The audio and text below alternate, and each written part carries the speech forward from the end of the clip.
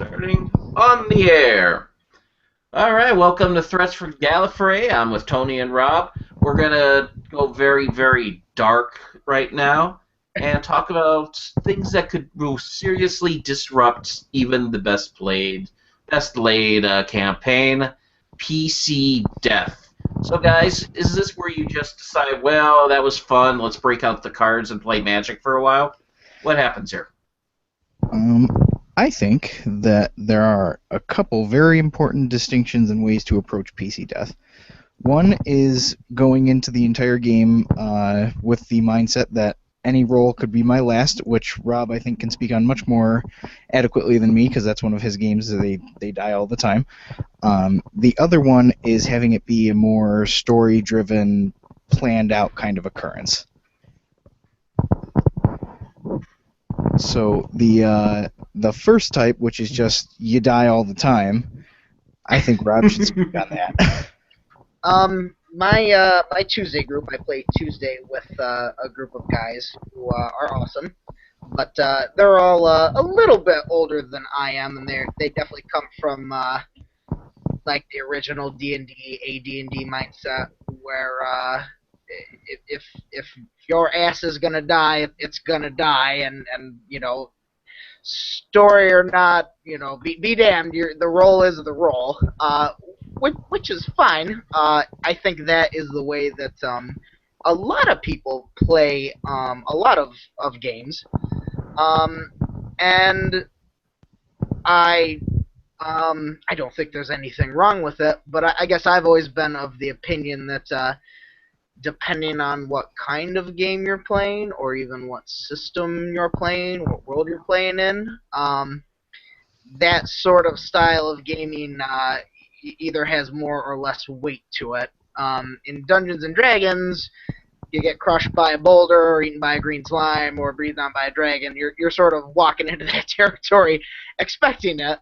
For other stuff, it can almost feel out of place when you have an inglorious death. It's not to say that players necessarily need to be immortal all the time, but there's really two ways to look at it. Is the players are either in a movie where they're probably going to make it to the end, and they either fail at the end, or they're going to make it out, or you just don't know what's going to happen to them. And I guess depending on what kind of story you want to tell, or even what kind of player you are, you're going to have probably vastly different opinions on the matter. I guess is a strong way to put it. Go ahead. Well, in our gaming group that we do on the weekends, I think we've kind of come to the sort of general consensus regarding PC death that if you want it to happen and you want to plan it out, that's fine, it'll happen. But for the most part, since we like to tell much more bigger stories and everything, it's kind of the PCs will probably make it to the end, and then that's a big question mark. When you get to your Darth Vader, Emperor Palpatine style fight, that's when, maybe the dice roll where they may there. Now, that's not universally the case, but I think that's kind of a lot of ways where we've tended to go. But I think what Rob said about the system playing a big part in it is very true. For instance, when I did my Dresden Files campaign, we'd kind of talked about it a little bit, and it's much more the Indiana Jones type, adventure kind of story, and he gets into a lot of trouble in those movies, but he always kind of comes out at the end. And that was something we felt that the feel of that system and that story was appropriate. Now, that being said, I did sort of kill Josh's character. But he came back. It was a trick I played on him. But I guess that segues into an interesting question. How many PCs have we killed? PCs? Yes. How much PC death have we had? Let's see. None in Thrones. That was all NPCs and loved ones that I murdered. Well, Thrones is an interesting kind of quandary, because in the second Thrones, Lons died, which he was an NPC sort of in that second campaign, but he was a PC. Yeah. First. That's true. And we cried like little bitches that session. Game of Thrones is obviously a series where people just fucking die. Yes. All the time, and with no warning sometimes. Now, I think that if you have a large group, you could definitely get away with that with PC deaths, and let dice lie where they may. With 2 players, I went the route where maybe they have a little bit of plot immunity to a certain length, but their friends and loved ones and family members and people they care about sure have none of that. So in some ways, they were more afraid about who I was going to kill that had nothing to do with their PCs. It was, oh my god, like, who is Rob going to kill next? And they don't give a shit about their characters' lives first. Not that they don't care, but they're not as worried about their characters, but they're terrified for the supporting cast, which I think is a good way to do Game of Thrones. Yeah. And a lot of games too, because you get invested in your PCs and in your NPCs too, and no one's gonna get super angry and throw knock the table over when you kill off the friend, but you can still feel that impact just as much. I usually kill people at the end of campaigns if I kill them at all. I guess that's fair. I just recently died in one of our campaigns.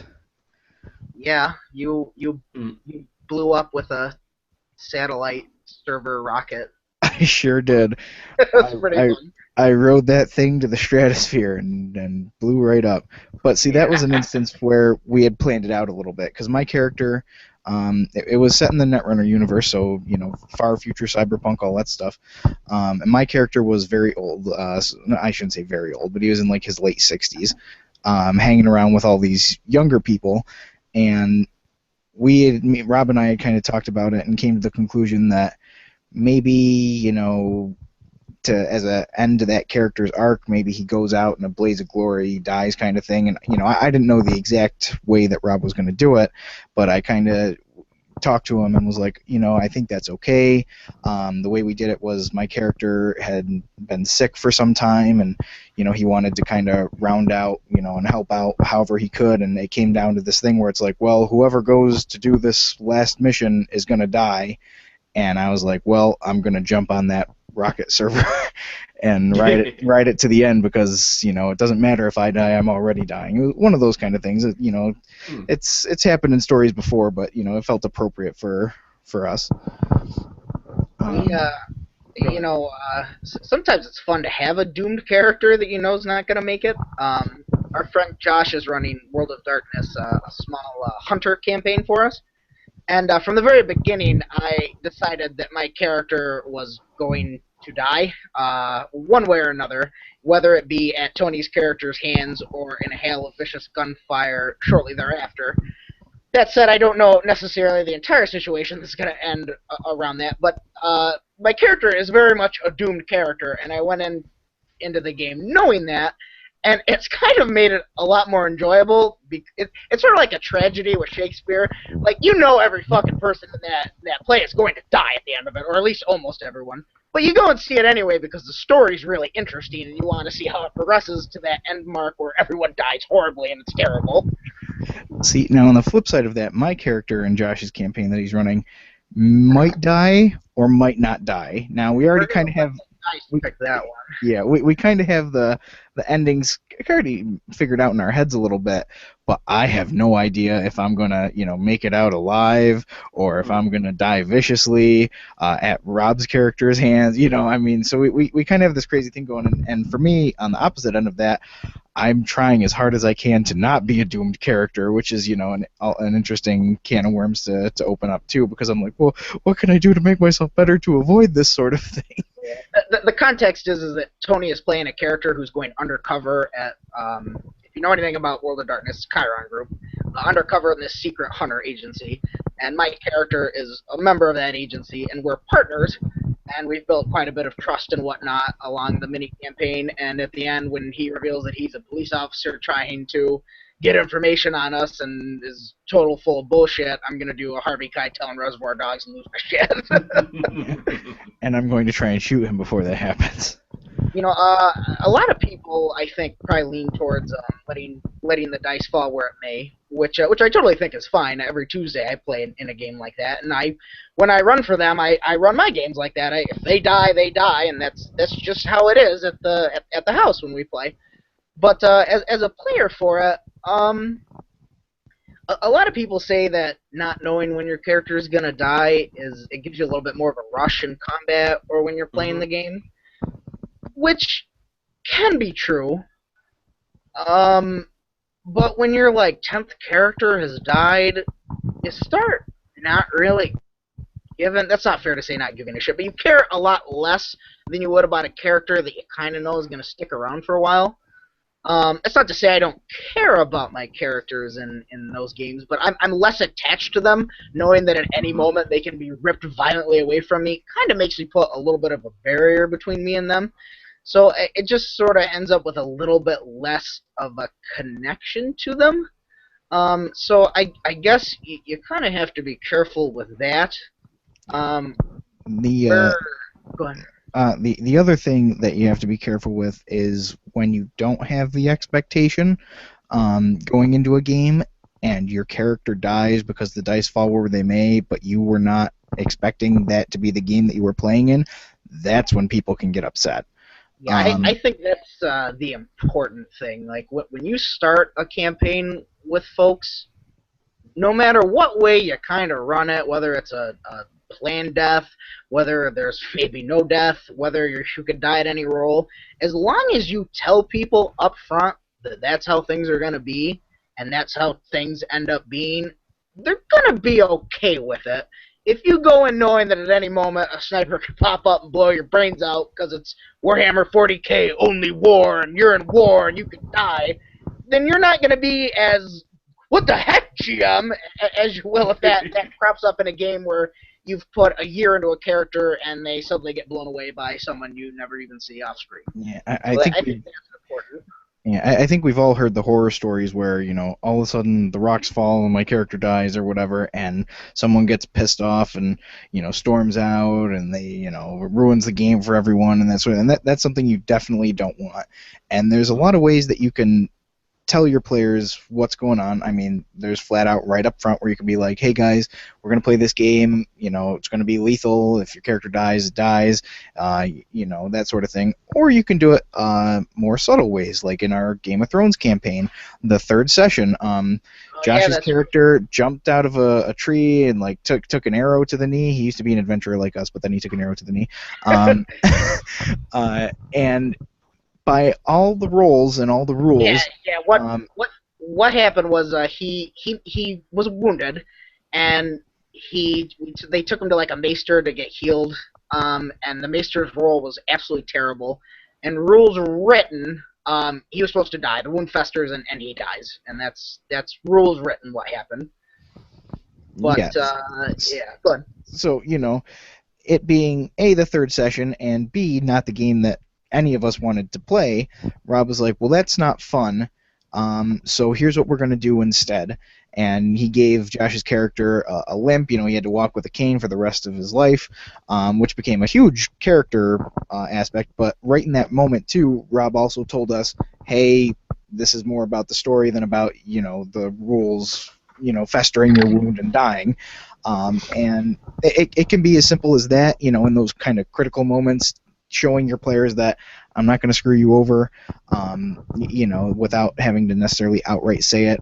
There's a lot of ways you can, convey to your players that yes, you either are going to kill them or no, you're not going to kill them straight up. And I think a lot of people have trouble with like, well, the guy crit on him, like he's dead. I mean, he's dead, rules written, but there's a lot of ways out of that, dropping to no hit points or dying. I mean, you can get captured by an enemy. It's really hard to kind of capture PCs alive because they will do anything they can to stop that from happening. So dying, in quotes, is a really good way to have an enemy maybe capture someone for some fell purpose you may not have even thought of. Maybe they get wounded badly, and something like what happened to Josh's character, Lons, he has a limp for the rest of his life, more or less. That can bring out a lot of character aspects. There's a lot of different ways to kind of handle it, and you can even... We were talking before Tony came on about this My Savage Worlds thing where Mary's character should have died, but I ended up putting her in a coma so that I could do a Kill Bill scene with Daryl Hannah with the needle ready, who was a enemy, to come back and try to finish her off later on in the thing and make us a little bit of drama and see if they can stop her. So I can give you plenty of plot hooks instead of just offing them. Exactly. That's something I like a lot about a lot of games I've been seeing recently, is they'll flat out say in the rules that dropping to 0 hit points or taking someone out doesn't mean that they die. The opponent chooses what happens. So that means if you're the GM and you quote unquote kill the player, you can be like, well, they're not dead, they fall unconscious and then they wake up somewhere else, or whatever happens. And I think it's an interesting and good way to get around a lot of those rules lawyery type, well, he's dead kind of situations. I always like. I think even when I killed Lons, I talked to Josh about it.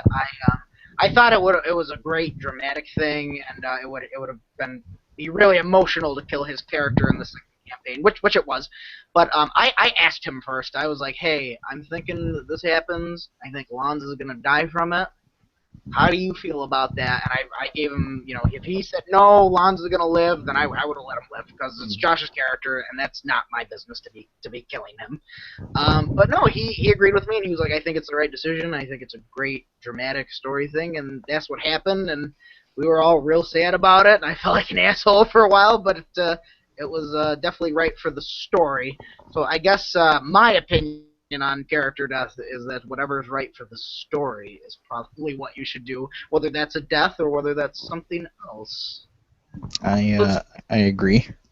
Let's talk the uncomfortable aspect, because this came up in one of my first sessions.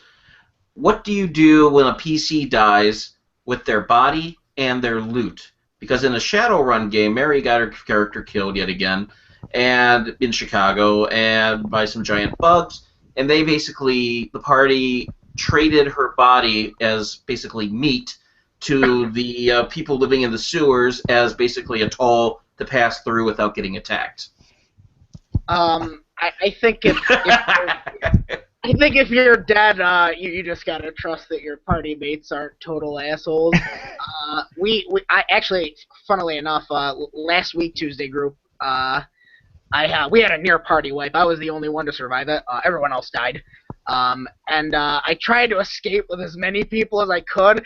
I ended up climbing down a cliff with actually it was an NPC's body on my back to bury her, but everyone else got immolated or crushed and shit, or I couldn't get them. But usually with us, we divvy up money and loot and stuff, and then there's usually a burial, or you try to resurrect them if you can do that in D&D or whatever. We're not usually too bad with other players' corpses usually. Yeah, that's a thing that I don't think has ever really come up on our weekend groups either. we usually I think we're a big fan of the screen wipe in a lot of ways, where it's like, oh, they're dead, blah blah blah, and then okay, now you're leaving the funeral, or however it works. Some of those details are a little fuzzy, and for me at least, the loot and stuff, I don't care about that. So that's never a big concern for me. I'll let the players do whatever they want, really. When you get outside of Dungeons and Dragons Pathfinder realm, loot doesn't necessarily mean that much to you. I mean, like in Dresden Files, I mean, maybe there's some magic artifacts on people, but if you're not a wizard or someone who can use it, it doesn't really matter. Or World of Darkness, more modern urban fantasy. I mean, I guess there's some of the. It's just certain games I think lean themselves more to looting the dead player's body than others. I absolutely agree. Even like Game of Thrones, you'd be like, oh well, that's the heirloom sword that we have to keep, or his armor we're going to preserve, but that's It's not even yours to keep necessarily. Yeah. Exactly. I think you're absolutely right. Some of those games where it's like the dungeon, where it stresses, Dungeons and Dragons is a game where you go into dungeons to get treasure chests and stuff. You need loot to live. I mean, you're taking stuff for survival in a certain way of looking at it. Okay, if threat detected, if Draco had gotten some more hits on Tor and killed Tor off in that confrontation, how would you have felt about Tor's lightsabers and possessions being divvied by Rama and Kellen. Ugh. Ooh. Well, Toll would have picked those up unless Toll was dead. Yeah. See, I was prepared going into that end fight that if it was going to be pretty tough, I was going to throw the entire party out of a door with move object and break the entire section of the space station off into space, killing me and Draco. Well, even before that, back in Albus, where we're almost at in the show now. Right. That'd have been a hard sell for me at least. I'd be curious of how you would handle that. For me, if Tor had died and they started going through my stuff, I mean, there's not much I can do about it. I'm a dead character. I'd have probably been like, oh my God, someone else, please get my stuff and take care of it.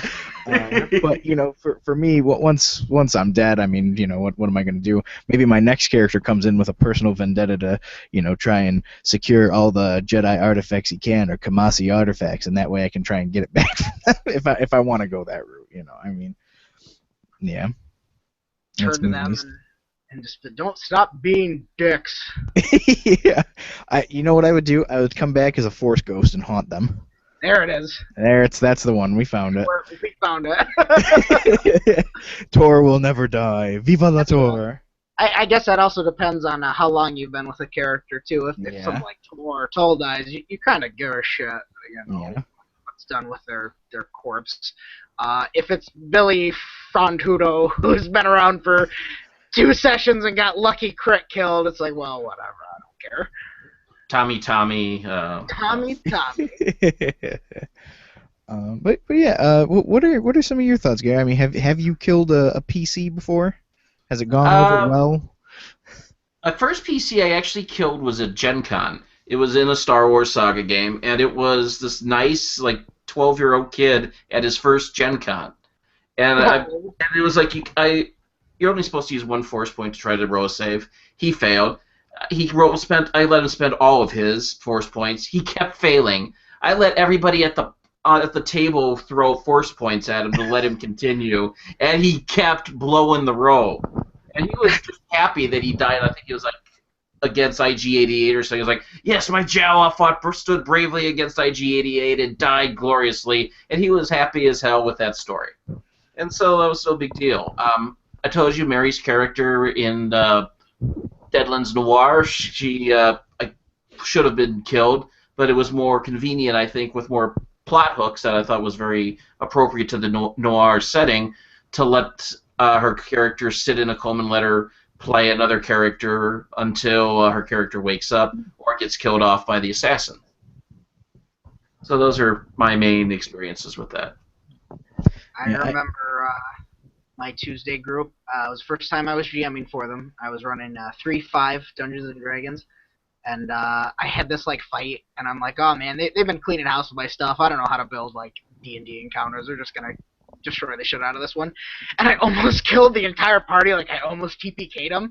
And I killed our one buddy with a horrible giant lizard fucking monstrosity thing. And I killed him, and I was like, oh my God. I don't know. It's like losing your virginity a little bit, killing your first PC. He was mad about, not mad at me about it, but he was like, son of a bitch, because that's how he always gets when his fucking characters die. But he rolled a new one, and we moved on and stuff. But that's a scary thing. Sometimes if you don't know a system well enough, you don't know when you're going to kill people or really threaten to kill them. That was my last kill. My last kill was at Gen Con running 5th edition, where it was just released, and there is a very nasty spell, inflict wounds, and I critted on the rolling of the arcane, so I didn't even roll the extra die of damage, but it still was a massive amount that would have killed him 3 times over, and I just kept looking at it going, this can't be right. I can't be reading this right. I think that's a really good point that you bring up, Rob, though. If you're not familiar with the system, you're probably far more likely to make that sort of situation. So, maybe you've prepped your players and said, oh, don't worry, I'm not going to screw you guys over, and then you kill them in the next encounter because you're not prepared for it, or you haven't thought it through quite so much. And I think that GMs need to not be afraid to play with the rules sometimes too. again, that whole, oh, you're captured thing, or, oh, well, don't worry about it. I think it's okay to break the wall between GMs and players and say, look, I'm not going to kill you right now. You're knocked out for the rest of the fight, if it's that hard of a hit or something like that. But, I think that's more than okay to do. Or the whole thing was a dream or a vision in the Force, like we did with the side session that you and I did, Tony, and that Ron and I also did on the side. Yeah. I think it was very early on. We were in Darga's arena, and I theoretically, rules as written, should have died. But with your house rule force point to re-roll the con check, I made it the second time and was able to survive. And I remember thinking, because afterwards I was like, man, rules as written, I should have died. That sucks, and I kind of felt bad about it. But then, I got over it because I was like, well, that's not the game. That's not Star Wars. That's not, Tor's meant to go farther than Darga's arena. I think that's why a lot of people run, let the dice fly as they roll, is because they feel like they have to live to the letter of the law in the book. That's quite frankly bullshit. Just about any role-playing game you'll pick up, if you read it, somewhere in that book, it's going to say, hey, take as much or as little of these rules as you like, change them as you will, add to them, throw things out, do whatever you want to them. I think, I remember Dungeons & Dragons 3.5, one of the more crunchy, to the matter kind of role-playing ROLL games, has that right in the front. Very first intro, ignore as many of these rules as you need to for your own enjoyment. I don't think I've ever seen a role-playing book without that in there right off the top somewhere, in the first couple pages. 95% of them, I think, do. And they're right. It's your game, and if you don't want people to die everywhere, they don't have to. And if you want to kill absolutely everyone that walks in that room, well then that's fine too. But it's your game to do as you wish with it. It's like writing a book or a movie. It's just collaborative, but that's your story to tell. So tell it how you want to tell it. Excellent. Any other last thoughts about PC death, guys? Don't be afraid to talk between. If you're the GM, talk to your players. If you're the player and you want to talk about your PC dying, talk to your GM. I think that's one of the biggest problems in any topic we'll talk about, is that GMs and players don't want to talk to each other for whatever reason. They think there's a barrier in between. Screw it. It's not a barrier. It's a doorway that you can walk between to get a better story. So don't be afraid. Talk to people about your ideas. It's going to make for a better story. And GMs, listen to what people have to say, and make people happy if you can. Excellent. Thank you, guys, and we will see you next show with more GM advice. Thank you, Garrett. Thank you.